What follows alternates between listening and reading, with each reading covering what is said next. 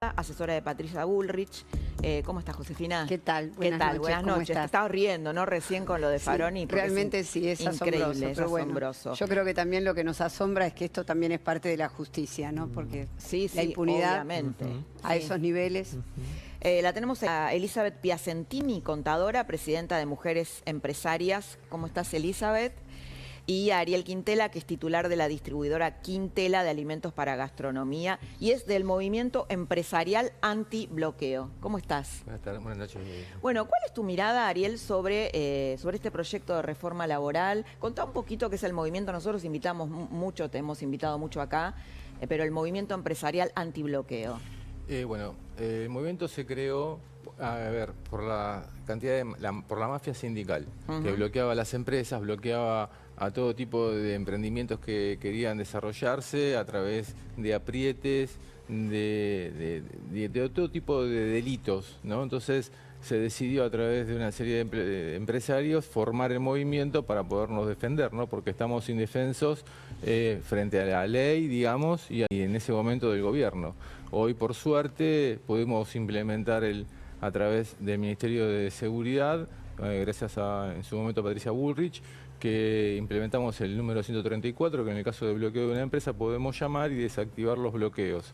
Porque hay que recordar que siempre un bloqueo no tiene nada que ver con una protesta sindical, sino que es un delito.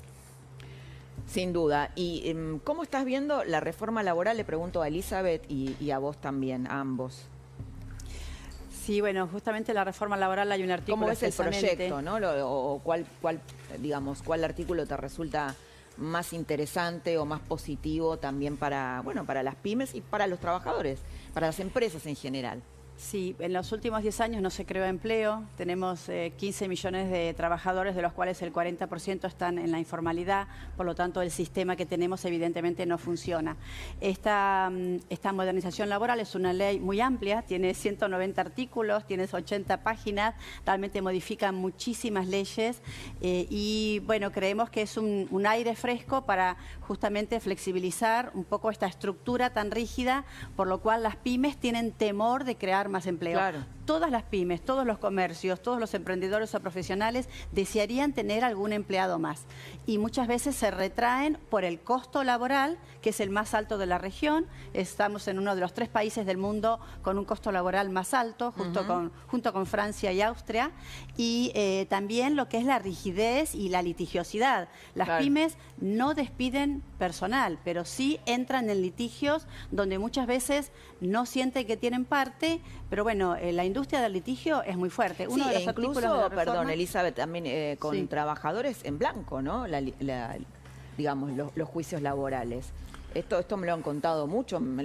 Iba a venir hoy Lacha Lázari, que es un poco el emprendedor analista que estudió muy bien el proyecto de ley de reforma laboral, tiene un chat de gente con pymes. Bueno, las pymes están complicadas, están endeudadas, y el tema de los juicios laborales, que es un tema, ¿no? Hay un hecho puntual, ¿no? Y una realidad.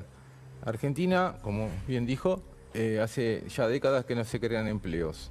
Hay una realidad que no se puede negar y que la necesidad de hacer un cambio en lo que es el LST, porque por todo lo que compete a contratar a una persona lleva a un conflicto cotidiano.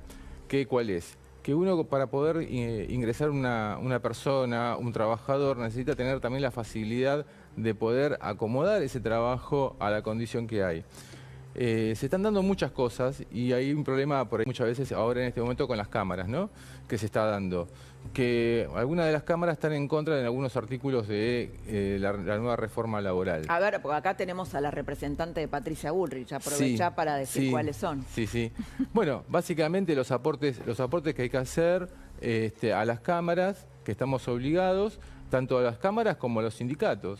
Y yo creo que no es, y me agarro de las palabras del presidente en Davos, que dijo que sobre la ética y la moral, yo creo que hay que pensar en eso. No es ético y moral que a una persona, sin siquiera consultarle, se le esté reteniendo parte de su sueldo o a nosotros parte de nuestra ganancia para aportar a algo que no somos consultos. Entonces, como bien dijo, el costo laboral hoy es muy alto y más que nada el costo no compete al sueldo, sino son los costos no laborales que están dentro de un jornal, ¿no? De un sueldo, que lleva al costo laboral a un 50% más de lo que nosotros pagamos en mano, ¿sí? Bueno, Josefina, ¿qué pensás de esto? Vamos a tratar de aclarar y de acompañar. Sí, de aclarar, digámoslo de la manera más sencilla posible. Bueno, a ver, esta modernización lo que pretende es incorporar las fuerzas de trabajo, que es más de, digamos, del 50%. Sí. En realidad es un 43% de la fuerza de trabajo que o está sin trabajo o está irregularmente inscripto en el trabajo. ¿Esto a qué se debe? Precisamente a lo que están hablando aquí respecto de la industria del juicio, que tanto se niega. ¿Y en qué consiste esa industria del juicio? Que las pymes, por ejemplo, no incorporan gente porque tienen temor a qué va a suceder cuando necesitan que un trabajador, por X motivo, por la empresa, la empresa deba prescindir de él. Primero y fundamental... La industria, te hago un paréntesis, Josefina, la industria del juicio estaba muy centrada en Recalde, ¿no? En Héctor Recalde, en el estudio de Héctor Recalde, que ahora falleció, continúa su hijo, y en su esposa, que creo que ahora renunció, que era camarista, ¿no? Exacto. En el fuero laboral. Convengamos que no solamente son estos personajes que vos estás nombrando, sino que hay muchos más dentro de lo que es el fuero, ¿no? Pero no se centra solamente en esto, en la industria del juicio. O sea, tenés por un lado la situación que se dio en los tribunales. ¿Por qué?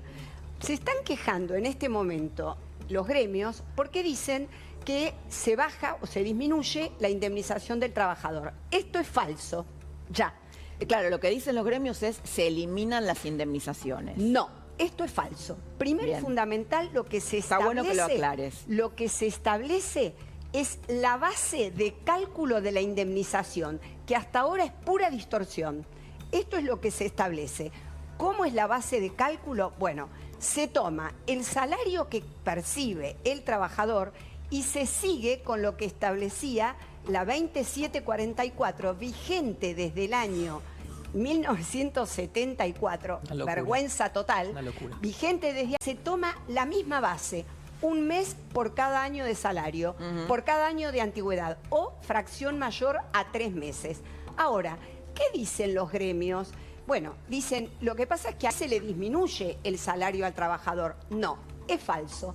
El salario es lo que percibe el trabajador en forma normal, mensual y habitual. A ver, traduzcamos un poco esto porque justamente yo lo hablé con Lacha Lázari, Gustavo Lázari, que él me decía, bueno, lo mejor de este proyecto es que define, parece una obviedad, qué es salario. Exacto. ¿no? O el salario no son viáticos, ahora no voy a explicar eso. O sea, bonos. Uno toma la base, esa es la base. Ahora, hay beneficios sociales y beneficios complementarios o salario complementario.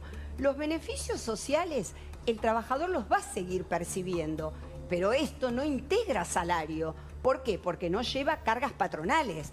¿Y cuáles son los beneficios? El trabajador va a seguir percibiendo la comida dentro o fuera de la empresa, va a seguir percibiendo los gastos de los menores hasta los 6 años de su colegio, de los útiles, va a seguir percibiendo la ropa de trabajo. Eso es un beneficio social. Eso se distorsionó y se lo incorporó al salario, cuando no es salario. El salario es la base que digo que se está tomando, normal, mensual y habitual, y a eso sí se le puede sumar, por ejemplo, comisiones por ventas. Si un trabajador vende y tiene comisiones y esto tiene una durabilidad de 6 meses, eso integra salario. Bien, ahora Ariel, vos decías recién, hablabas sobre cosas que no estabas conforme con la ley, el proyecto de ley, estos aportes que entiendo que tienen que ver con una negociación con el sindicalismo, ¿no? No, yo estoy de acuerdo con la ley. Lo que no estoy de acuerdo es que algunas cámaras están reclamando, y el sindicato está reclamando, sobre la propiedad de un tercero. Claro. Porque en definitiva nos obligan a nosotros... ¿Podés contarlo así sencillo, los aportes a la Cámara, de lo que estás hablando, digamos? Sí. ¿Qué Bueno, significa un aporte a la Cámara? tenemos que aportar, hay 3 cámaras que son las que forman junto a los sindicatos las paritarias, ¿no? Bien. Y por eso nos exigen un pago obligatorio, Sí. ¿sí? Para sostener esas cámaras, donde no tenemos ninguna rendición de cuentas, no sabemos en qué se gastan, en qué va, no tenemos nada. Pero solamente, bueno, y aparte de dar, dicen dar capacitaciones. Sí. Esos aportes que se están haciendo son de forma compulsiva. En los ¿Qué cámaras cuales- son, perdón? ¿Cómo? ¿Cómo se llaman las cámaras? Y bueno, tenés CAME, Cámara de Comercio, la Cámara de CAC, Comercio, tenés CAME. Cámara de Comercio. Sí, la Adirra. CAC, tenés Adirra Adirra. también. Y ella Exacto. con el MORA anda un montón de empresas, sí, pero que no son en totalidad. Y aparte, por ejemplo, con el tema de paritario, que también lleva la nueva reforma, el país tiene 3.000 kilómetros de longitud por casi 1.200 y no todas las realidades son iguales y forman una paritaria. No es lo mismo un mecánico que trabaja en Toyota que un mecánico que trabaja en un taller en una empresa en un pueblo de, no sé, de La Pampa. Entonces tiene que cumplir y reglamentar lo mismo con una capacidad financiera cero prácticamente, porque las pymes básicamente no tenemos capacidad financiera hoy. Hoy un banco prácticamente es muy difícil. Y tenemos que cumplir un montón de reglamentación que para una empresa chica es muy difícil. Entonces, Esto es lo que introduce la modernización. Exactamente. Este cambio. Claro, es claro. el que introduce. Bien.